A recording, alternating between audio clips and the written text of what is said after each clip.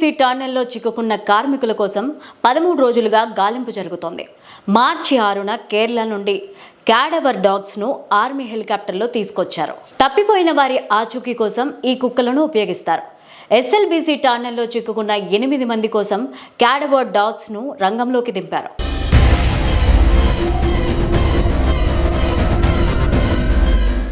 తప్పిపోయిన లేదా మరణించిన వ్యక్తుల ఆచూకీ కోసం క్యాడవర్ డాగ్స్ను ఉపయోగిస్తారు. కుళ్ళిపోయిన మాంసాన్ని గుర్తించడంలో ప్రత్యేకతను కలిగి ఉంటాయి ఈ డాగ్స్.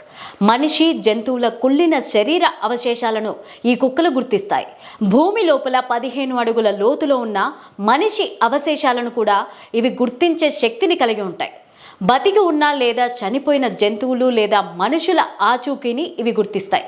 ప్రకృతి వైపరీత్యాలు కలిగిన ప్రాంతాల్లో రెస్క్యూ ఆపరేషన్స్ కోసం ఈ డాగ్స్ సేవలను వినియోగిస్తారు.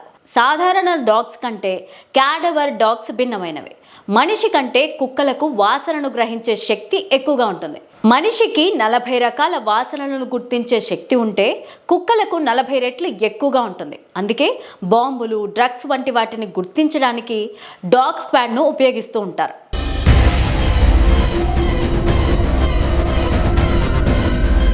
టన్నెల్లో నిమిషానికి 5000 లీటర్ల నీరు బయటకు వస్తుంది.